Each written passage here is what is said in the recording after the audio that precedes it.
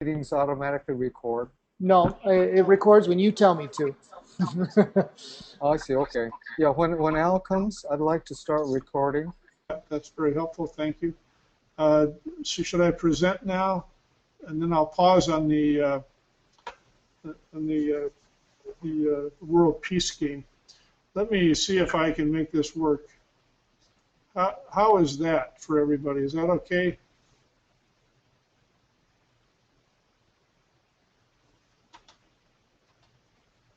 I'm not hearing anybody. It looks good. I got everybody on mute, so you have the floor. Go ahead and continue. Oh, okay. So you keep talking to me if I'm going too long or anything. Is this Ian? Yes, I will. Okay, Ian, you be my guide through this. I'll try to keep it to 15 minutes. Happy to. Okay. So what I do in Rotary Club meetings, and you can interrupt me as I go. Rotary Club meetings, I start out with a definition of peace. It means a lot of different things to different people. Some languages have multiple words for it. So this is one person's view of the word peace, a social peace, peace with the planet, the institutional peace, say the judicial system, political peace, i.e. processes of making decisions called politics, and of course personal peace. That's one way of looking at it. Another way of looking at the word peace, and I try to get people comfortable with the term peace. It's just a catch-all word, and we in the movement would like a more definitive definition. But here's another way. This was a wordgram from 1,000 answers to the question, to Rotarians primarily. The question was, define in your own words world peace. And here's what they said. Much deeper than I thought, much broader than I thought. I then transitioned to what I worry about, and particularly some things that I feel strongly about regarding war. And the first thing is nukes. The clearest and most present danger on the planet to all living things is nuclear weapons. And I have a personal passion, as many people do, to eliminate the planet of all nuclear weapons. Fortunately, Russia and the United States have gone a long way to reducing their arsenals, but the shaded area at the bottom, there's still 30% ready to go. And if you look at the dot in the middle, it's equivalent to all the firepower, the bullets, the bombs, the missiles, the Hiroshima and Nagasaki bombs is represented by that one dot in the center. World War II. That's World War II. So we still have the 3 rows, about 1,700 weapons with far more firepower than is needed for anything. And in fact, we really should eliminate all these from the planet. That is a opportunity for us Rotarians to weigh in on. At some point, we need to stand up and say no more nukes. The young people, when asked how many do we need, usually say 0. Some of the old folks like me often say one more than the other guy. And of course, that's how we get to this many weapons, the arms race. I then go into this slide, which talks about the United States spending, federal budget on what we call national security. It's $1 trillion a year, probably 30% of the budget, the overall spending of the federal government. Way more, in my opinion, is needed. But national security consists of many things. The Pentagon and the wars are the top line. Also includes nuclear weapons at $20 billion a year. Veterans Affairs, the cost of maintaining soldiers' lives through their lifetime, $70 billion. Homeland Security is now almost $50 billion a year. We're so paranoid. And veterans' pensions and interest on the debt incurred by past wars. So altogether, it's $1 trillion. And this was taken from I forget, anyway. But the important thing for Americans is that it's also robbing jobs. We have a jobs crisis in this country, and the economists will tell you that for every job in the national security sector, it costs 2.5 jobs elsewhere in the federal budget. For example, healthcare, education, infrastructure. So it's a job stealer, not the common myth, of course, is that there are good jobs here. Well, there aren't that many, and a lot of people are out of work. So I talk about that. In other words, going bankrupt, maintaining this military-industrial complex. Third thing is that wars are killing civilians, not soldiers. These lines are, this is a 150-year view from the American Civil War in 1860 through to the present. And while this is not perfectly, this is more trend lines than pinpoints, but it shows that prior to World War II, military deaths were greater than civilian deaths, and the lines crossed just before World War II. Now today, about 95 or 96% of deaths are civilian, whether it's drone strikes or urban warfare, asymmetrical warfare. The nature of war has changed, and even though we think we're pinpoint precision, we're still killing women and children and not soldiers, about 10 to 1. And we do read about this in our newspapers. And so war is killing the wrong people. And the final thing is Erica Chenoweth's work, which came out 2 years ago, about the effectiveness of war. And when it comes to regime change or finding social justice in societies, the choice of the people that are upset is to go violent or nonviolent. This bar graph speaks to the nonviolent success rate in the blue and the violent success rate in the red, starting with the decade of the 40s and continuing through last decade. In other words, back in the 40s, you could go violent or nonviolent with equal success, pretty much. Today, nonviolent approaches are 6 times more effective for getting societal change. Now, this is a blockbuster finding. It's well researched. It looked at many, many conflicts around the planet and found out that nonviolent change is far more effective, and we all know it's far less damaging to generations, to spouses, to budgets, and so forth. So these are the 4 slides I talk about regarding war. For some reason it's not advancing. Why am I not advancing? If you can do it this way. I repeat them to summarize. The next slide is Steve's friend, past President Tsukuji Tanaka, and his motto, peace through strength, or service. There's a Freudian slip, peace through strength. Well, that's a myth. Anyway, peace through service, and how he has inspired Rotarians around the world to believe that now is the time to call for a worldwide cessation of hostilities and to change the paradigm and the culture, if you will, of the planet. He is a great inspiration to me and has been to Steve and many other Rotarians around the world. He held peace conferences in Berlin, Honolulu, Hiroshima, and even went to Oak Ridge, Tennessee, where the hydrogen bomb or the atomic bomb was produced that wiped out his country's city, Hiroshima.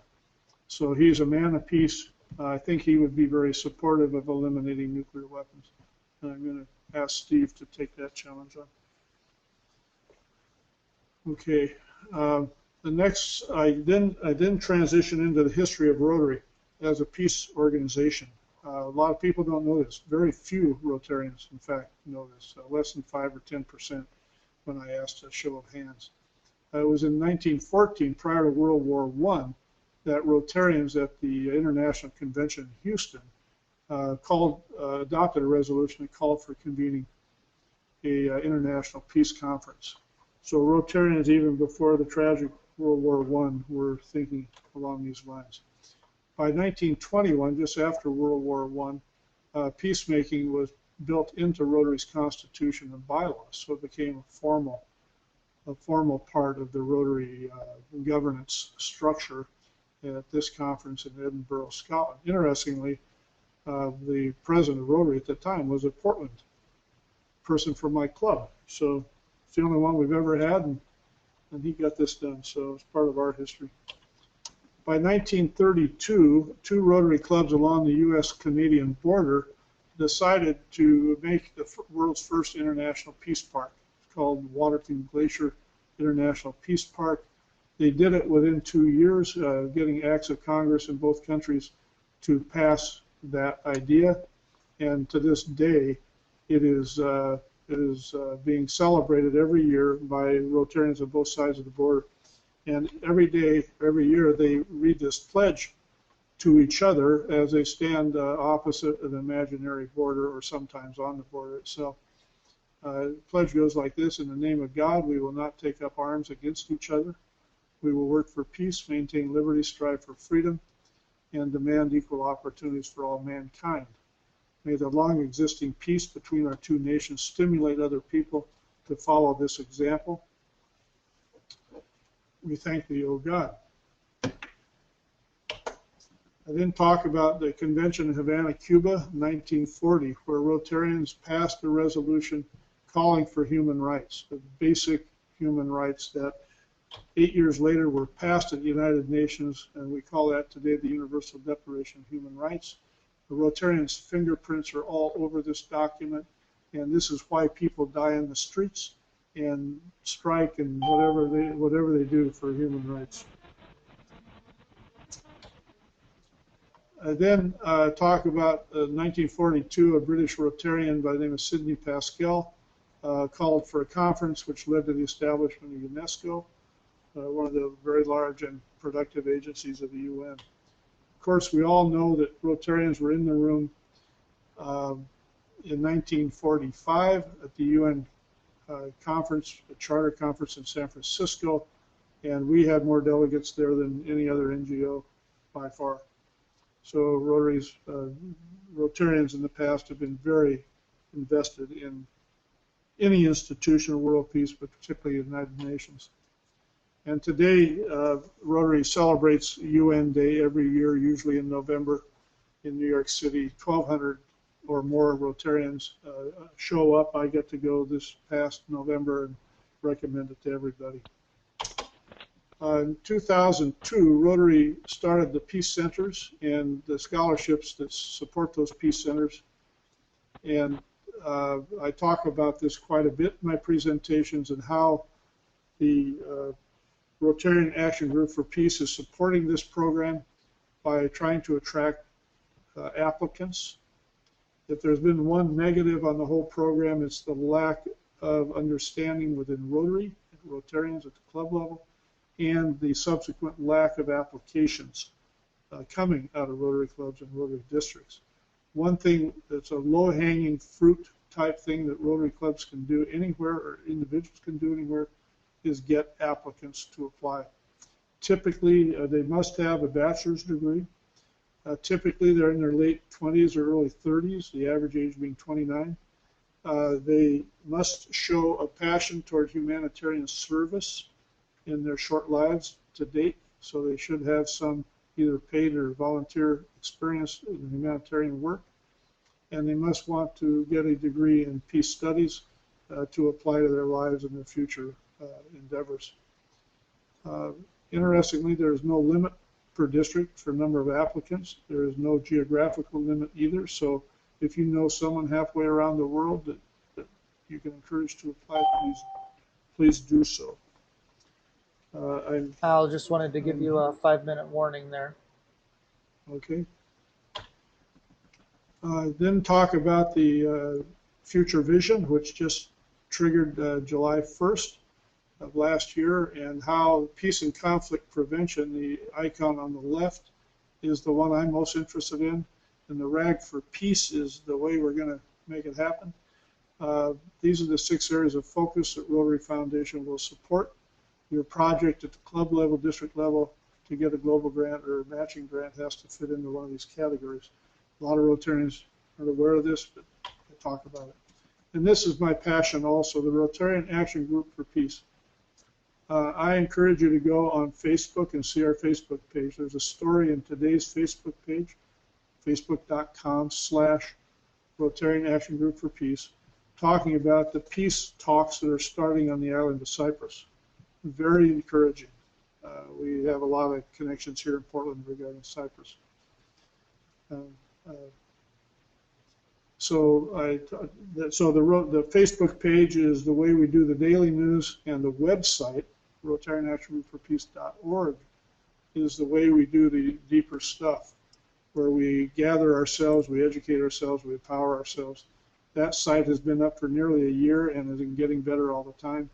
We hope to have a mapping module soon that helps things get along. I then go in very quickly to the 28 trends of the global peace system. A lot of people aren't going to give up on war until they know something else works better. This is the trends, 28 trends of the past 100 years supporting a global peace system. I encourage you to Google global peace system, watch a 24-minute video. This is a project of my foundation and supports everything I've talked about so far.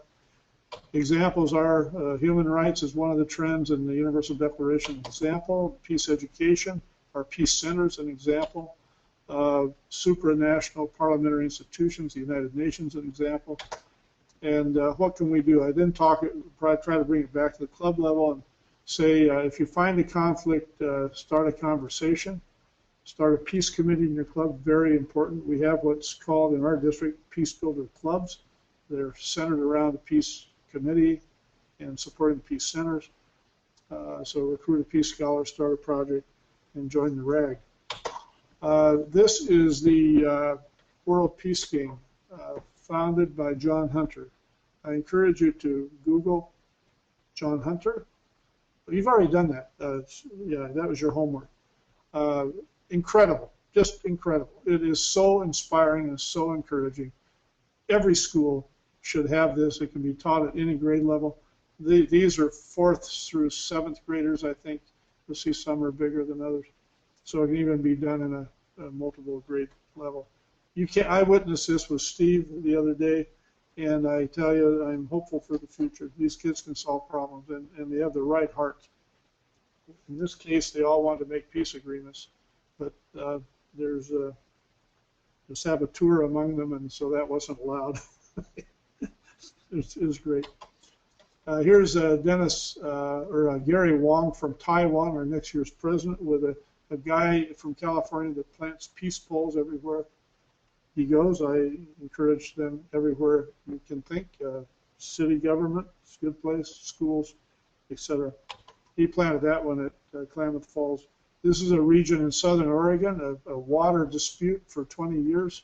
It was resolved at a Rotary Club when a presentation was made to a Rotary Club. That man, Jim Root, said, let's talk. He invited people to breakfast. They stayed for lunch. And 10 years later, they had what's called the America's most significant water agreement in our history. All because a Rotarian said, there's conflict here, let's see if we can solve it. And they did it. And our governor signed the agreement last month. Very proud of him. We got started on all this 3 or 4 years ago by gathering everybody we knew interested in peace at our mountain house. That's Mount Hood in the background. We're on the north side, northern Oregon. And we had educators, we had Rotarians, we had religious leaders, activists there. 3 district governors are there. And we decided to get to know each other and start working on peace. And I can say I'm very proud of it the last several years. Al, you want to I'm wrapping it. wrap it up in a minute, and we can have, I think, 5 or so minutes of questions. I'll leave that up to Steve and Kat. Yeah, this is my last slide. I say Perfect. that my wish for all Rotarians is, number 1, to find your inner peace. Number 2, to understand Rotary's peace history of peace, so you know you're part of a bigger movement. Number 3, learn how to sniff out conflict. And number 4, call a timeout and start a discussion. And then I end with Paul Harris's statement, there is nothing impossible for Rotary now. I'm hoping that after polio we do peace. End of presentation. Awesome. Go ahead, Yeah. Kat and Steve. You guys are both live was- now. Thank you, Al. Wow. Okay. I have learned so much from you, Al. Thank you. Oh, you're welcome. Thank you. So, questions? Andrea? Would you like to ask Al any questions? I think you might be on mute, Andrea. So you should be able to unmute yourself yeah. if you want to ask a question. But I'll go ahead and unmute everybody. Okay, we are all live. I don't have any questions right now. I'm still absorbing everything, but I will bring it up if I do. I wanted to call something that I saw to attention. I went to the website real quick, and I'm sharing my screen right now so everyone can see it. I was instantly attracted to the map at the bottom of the site where it is actually saying Peace Project locations. Do you know any more about that, Al? Because that's really interesting to me. Yes, as we learn of peace projects, Ian, we are asking, we are either putting them on through our staff. We have a peace scholar running the organization by the name of Aaron Thomas, or we're asking people to sign up for the Peace Rag, put in your profile, and the best outcome is that they enter their own peace project. So we want to populate this map by getting people to put their peace projects on it as an opportunity for others to learn from them. Awesome, very cool. Steve, do you know if any of the youth projects from the Global Peace Forum in Honolulu last year have been uploaded to this map? No, I don't know, but my bet is not, because we just need other people to take responsibility to do that. Okay. Is it a very difficult process to do, Al?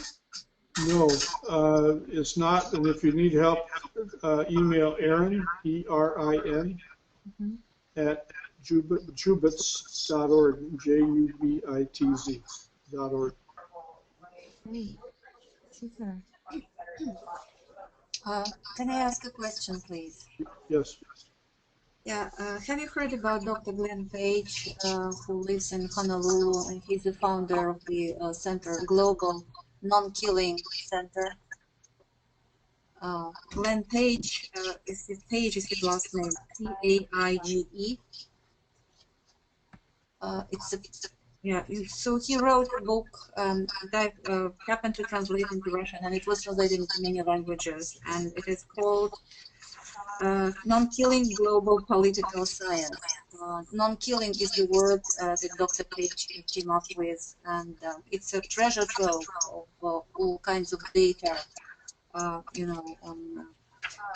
and on war, so to say. So maybe if you Google this book and the Google page, you will be able to find out about the center, and I think it's kind of pertain to the conversation, and it will be okay. Alexander, would you type that in so I can read it, because I'm hearing a lot of extraneous noise. Okay. Okay, it's so it's in Russian. That's in Russian. It's a translation, yes, but the original is called Non-Killing Global Political Science. Okay. Can you see it now? Yes. My name is Galina, but it doesn't matter. Alexander is my husband, whose computer it is. Okay, thank you. Thank you very much for that. On our staff, we have a peace scientist. I rely on Patrick Hiller and you'll see him on the website, for all research and comments on research. We can provide that service to Rotary clubs and Rotary districts. Yeah, this book really has lots of information about, data on how many people were killed in all the wars in the world, for example, and all kind of examples. And it's very, very good book. I strongly suggest that. Maybe you thank you. I'll pass that along to my researchers. Thank you.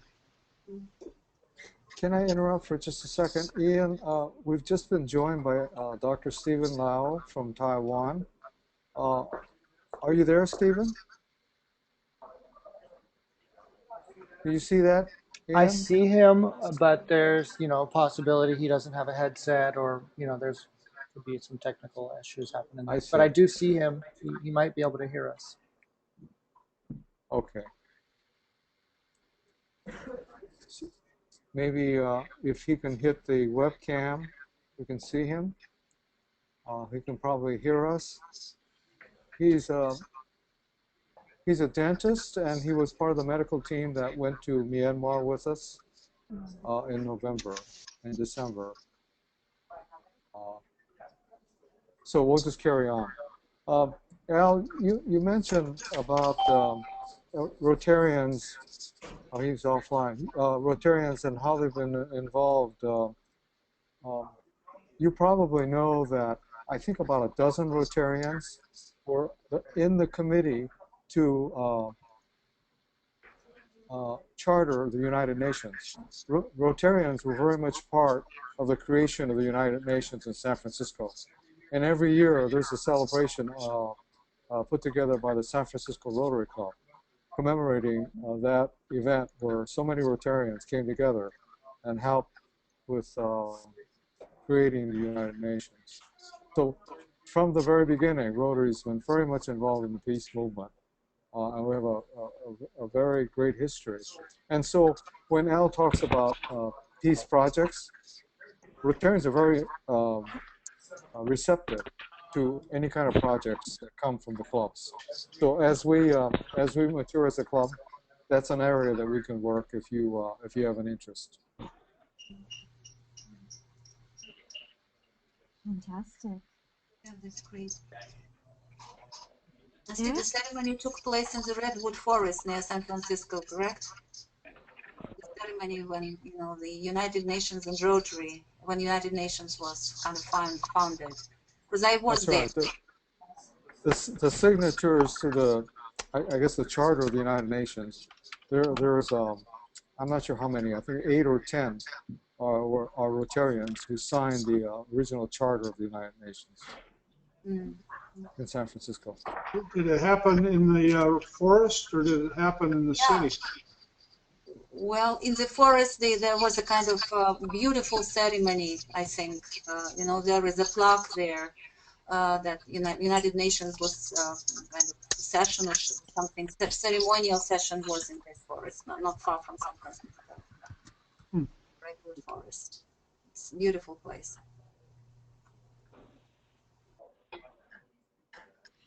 Al, have you been to the Washington Peace Center, the Institute of Peace, the new building that's been created in Washington, D.C.? No, Kat, I haven't. I've been in the old building, but I understand that the USIP, you're talking about USIP, right? Yes. I've always had a somewhat of a negative view of them. This is 25 years ago. But I'm hearing more good things about USIP under the new leadership. Do you know much about USIP, and are they a force for peace, and are they an effective force? My only connection with them, honestly, so far has been that they hosted TED Women last year in 2012, partnering the Paley Center and TED. And there were quite a few women world leaders there who were raving about what they felt USIP was accomplishing. Good. I'm happy to hear that. I'll be open-minded. Eric, did you have any questions for Al?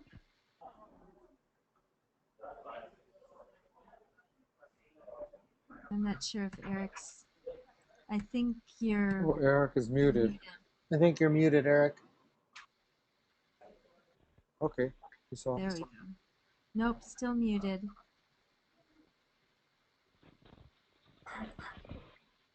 You have a nice smile tonight, though, Eric.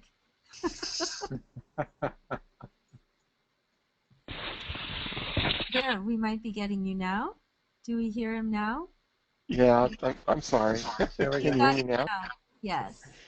It was my God. I'm normally not this technically challenged. It's Mercury retrograde. What can I say? I found his data really interesting. I enjoyed the presentation. Thank you, Al, very, very much for that. It gave me lots of ideas to mull over. I don't have any specific questions, just appreciation to express.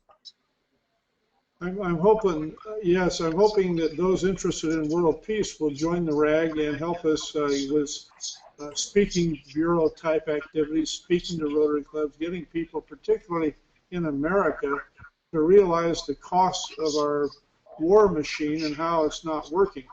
It's just terribly non-productive, what we're in the habit of doing. And I think it's going to take Rotarians to show the other way. I have a You know, quick I question. do Oh, sorry, have go ahead, Eric. one question. Yeah. I'm sorry, Ian. Is it okay? Yep. You mentioned you have a peace scientist on staff, and that I love the title. I thought that was intriguing.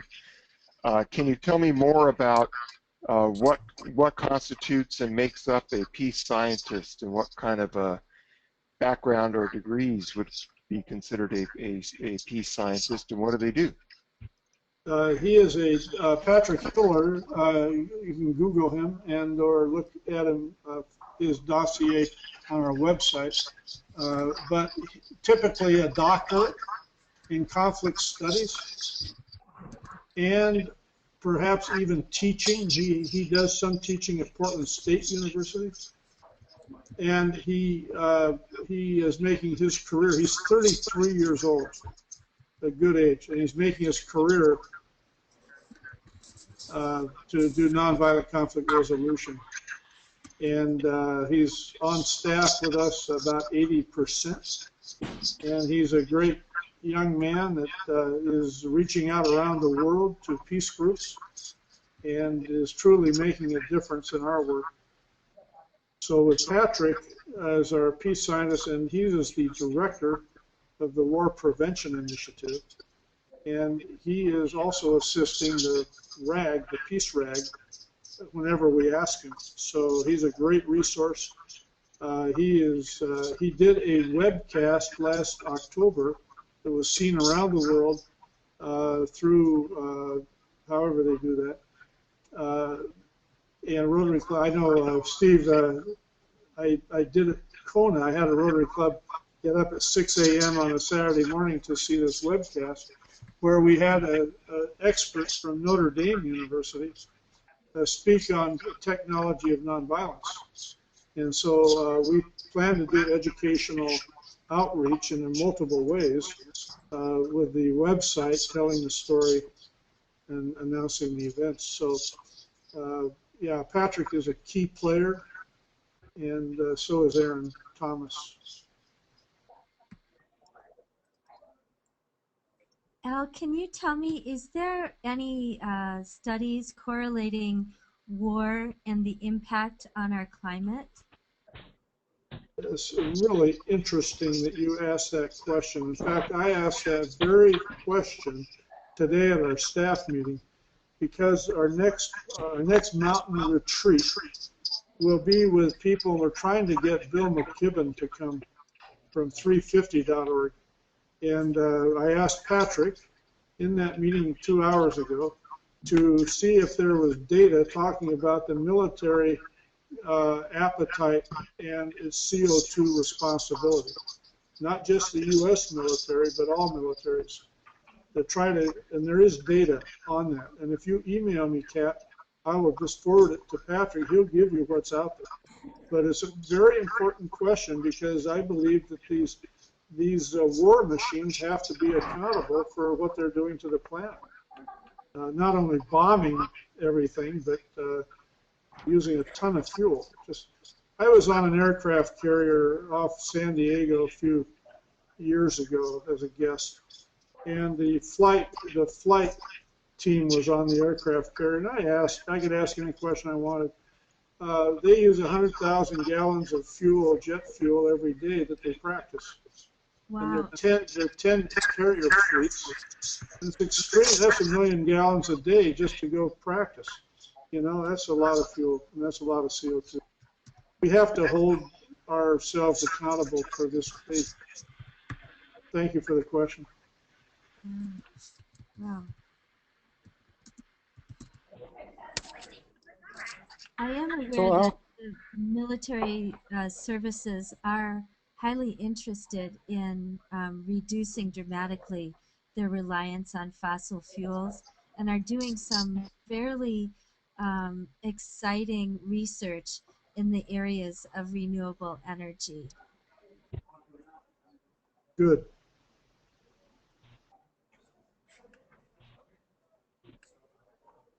Steve, did you want to say Yes, something? I think we're coming to a close. If there are any other questions for Al? I have one real If quick. not, I'd like to give a brief. Okay. Al, have you ever given a presentation similar to the one you just gave virtually? I know you just did right now, but virtually to, say, an example like my local Rotary Club? I'd be happy to do that. Excellent. I'd be very happy to do it. I think this is the first time I've done it this way. I don't know what your experience was. I know my video didn't work on this end. That's a simple fix I'd have to figure out, but I'm very happy to do that, Ian. Good, excellent. Well, I'll reach out to you after. Thanks. I did a TV broadcast here in Oregon last year, and we had a practice session so that we weren't embarrassed. Good idea. So I would want to do a practice session. No doubt. Go ahead, Kat. Anyone else? Steve, would you like to say just a little bit about your experience with the fourth graders in Javi? Yes, Al had invited a group of us to come and observe. I think he knows the teacher and knew about this program. Al, I think you told me that you had met John Hunter. He'd been to your office and talking about how you were impressed and wanted to see what you could do to help his program. But the real test was seeing those kids in action. And it was so inspiring that if you saw John Hunter's video, he has 4 different countries, and he creates situations of, I think, about 50 different situations like disputes, racial problems, war, boundary disputes, just any number of real life situations, and the kids are asked to solve them. The countries are developed and non-developed, and the population is different, and they have problems that we see in the world today. As Elle said, these kids tend to be peaceful anyway, so to leave it to them, they would all get together and sign a peace treaty. But to make it more difficult, they have a saboteur among them, and they're made to look at war as an alternative. And the teacher told me after about the 6th session, where they used war, both limited and in extreme measures to resolve or better their situation, they discover that it's really not a good solution, that there are many better solutions, negotiated solutions than, and they're given a list of those who die at war, so they have to write to family to tell them how sorry they were that their sons and daughters died, and so they go through the whole procedure, what it'd be like if they were a leader. They reach the conclusion that really it's not an effective and efficient way to resolve disputes. And to see kids at that age go away with that lesson, you can imagine what they're going to be like when they are in a position really of power. That's our future leaders. So we really were impressed and feel that if we can get a number of students to go through and play this game, not that it's perfectly realistic, but to get the idea that what are the consequences of war? What are the implications of war? How it affects people? And what are the alternatives to war? And aren't there better ways to resolve problems? I think that's the ultimate way that we're going to come to a peaceful world. It's through the early education. As Kat knows, the Center for Coastal Studies, for Environmental Studies, we came with that same idea that it's through the education of young children that we're going to eventually change the world. And these kids are at that age where if they understand these principles, it's going to carry with them their whole lives. So I was very impressed, and I'd love to see how we can come and spread this program. I know there's not easy to make it part of a school system, but maybe we can spread it as part of a Rotary interactors and Rotaractors, maybe to train in this kind and train teachers to teach it. But it's just a conversation right now. But I think Sakuji, for one, the past president, is going to love this program, and we'll see what his ideas might be to help spread it globally. But Al and I think it should be done well locally first. And if Oregon and Hawaii can be a test case, we hope we can carry it far enough to show success, and from there spread it to other places. That's the magic of Rotary, is networking and being able to spread good ideas. So that's where we are right now. Thank you Thanks, very Al, much. for introducing us to that. Can I add a quick note? I've come across an organization called Peace First Prize. Has anyone heard of that? But it's based in the U.S. and they've tried to model like a Nobel Peace Prize for young people working on peace projects. And it's sponsored by a bunch of foundations and organizations. And I think they award maybe 20 of these scholarships to young people ranging from age 11, I think, to 20 working on awesome peace projects. So I'll share that link with you guys. But I know some people there, if that would be a cool way to encourage more young people to get involved also. And I should follow up. You know, the hard part is usually funding, but we have the Peace Forum had a surplus, and we went through round one of grants for peace projects, and we didn't use up the money. So there's another $30,000 worth of peace project grants out there that'll soon be coming up. So maybe our club, our Peace Club, can get busy and see about ideas that we can come up with to put in for some of these grants. But I will pass on to information on that soon to all the members. But maybe think about it, especially with youth. The title of the Peace Forum was Empowering the New Generation's Vision for Peace. So these grants are tailored to support especially youth peace projects. So Andrea, that'd be a great one for you. But if you could all be thinking about it, it's something we can do.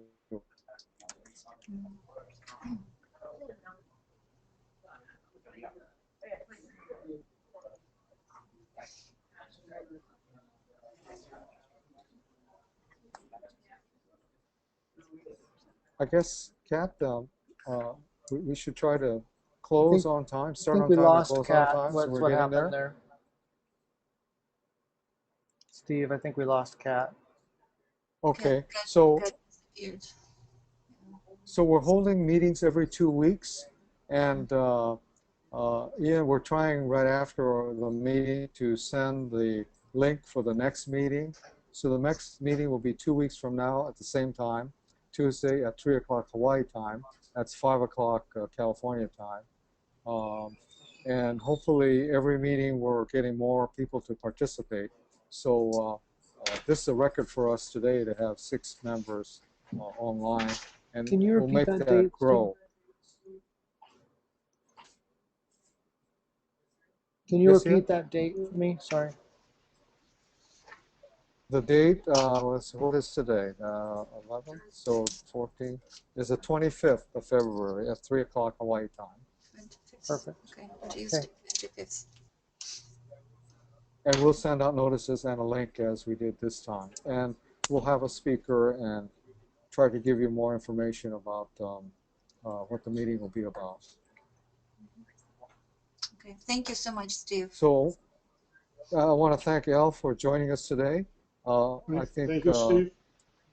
Yes, I think Al will be with me at the International Convention, where I've asked him also to speak at a breakout session. And from time to time, I'll be reporting, and perhaps Al can come back to tell us more about his activities. Thanks, everyone, for joining us. We lost Kat, but she'll be back. She's going to the president-elect's training. She's registered, and here's Kat. And our sponsor club will be paying for her to go to San Jose for 3 days for training. So it's very exciting. Our club, I feel, is now really getting off the ground. Kat, you want to say some final words? Yes, just thanks everyone. Please logistically, if you haven't already submitted your charter membership application, please do that. We'll be submitting our bylaws, just getting all of the technical things done so that we can authentically launch our club. Steve, did you mention our goal is to do a celebration in May to everyone? Did you mention that, Steve? No, I didn't. Okay. Okay. Past President Tsukuji will be here then, and he's agreed to give us our charter. And Kat, I was at a passenger governance meeting, and Governor Phil said he'll have an official charter presentation on Thursday night at the district conference. So we'll have all the clubs participate in the district. That's wonderful. Good job, Steve. Steve's really been working behind the scenes, gathering all of the support for our We Rotaries. So thanks, Steve. Really, we would not even have this idea if it weren't for you. It's my honor. Wonderful. So everyone, let's just one word as we sign out. Just say how you experienced peace today. So go ahead, Galina. Why don't you start? Yeah, it was very interesting, and thanks again to Al for this presentation. And actually, I've been thinking along these lines, especially when I was translating this wonderful book that I mentioned. And I hope you know, our club will be able to participate in projects, you know, some that were mentioned today. And I think it's a very, very noble task that any human can pursue. Thank you so much. Eric? No, I've really enjoyed it. It's been great. I look forward to our next meeting. Thank you all. Super. Andrea? I think we're... I think you're muted, Andrew. Thank you. I got it. Thank you for having me. This was a great first meeting for me, and I think oftentimes it's easy to get really buried in your day-to-day life, and I think this was a really great reminder of how important peace is, and I'm really excited to kind of spread the word around like the Peace Scholar candidates and just think about how I can rally millennials and young people to be more involved in particular. So thank you for having me, and thank you. Fantastic. How about you, Ian? Well, I think it's kind of a combination of everything. It's more of a statement I have. I like seeing how all this is coming together and how you know, the potential for things like this to really grow and spread globally quickly when you have a group of people internationally coming together like this. I think it's really, really cool. Yeah. Steve? I agree with Ian. And thanks, everyone. It was great to meet you, Andrea and Eric. It's great to have new members, and I look forward to working with all of you. It's such a pleasure to be joined with people of like thinking, and Al, and it multiplies your desire for service. You know, if you really want to do something in a group like this and in a great network like Rotary, it really just expands your vision and multiplies your opportunities. Thanks all. Yeah. And Kat, could I say one thing? Please do, Al. Okay, I'd like to thank everybody for your interest in peace, for being Rotarians, your great competency at technology, and the special message, is it Kalina in St. Petersburg? Yes? Kalina? Galina, right? We the RAG are looking for regional representatives for peace. And these are like a representative. I'm recommending 2 representatives per zone. If you have any interest in that, please let us know. Yeah, but I'm in Houston right now, in Texas. Oh, you're in Texas. Oh. Right. I used to live in St. Petersburg, but I I'm sorry. have friends there. I have in a Rotary club that I used to belong to, so I can pass this on information to them. Yeah, our membership committee chair is in Lahore, Pakistan. He knows, he's a past district governor, knows a lot of people, and so he's trying to put together regional representatives around the world. If any of you have interest in nominating yourself, please do so. Thank you, Al, so much. I am grateful for everyone's attention during this hour. I'm completely surprised by the synchronicity, Al, that you and I were thinking of the same question today. So I'm hopeful that because we're asking smart questions, that the solutions will start to appear.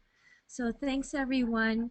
Please, if you haven't, do watch John Hunter's TED Talk. Post your comments to TED.com and or our Facebook, and let's keep this conversation going. Okay? Kat? Great week. Kat? Yes. Kat, I set a New Year's resolution to do a TED Talk this year. I need a coach. All right. Well, let's talk offline. Send me an email. Glad to help you. Thank you. Bye. All right, everyone. Bye. We'll see you in 2 weeks.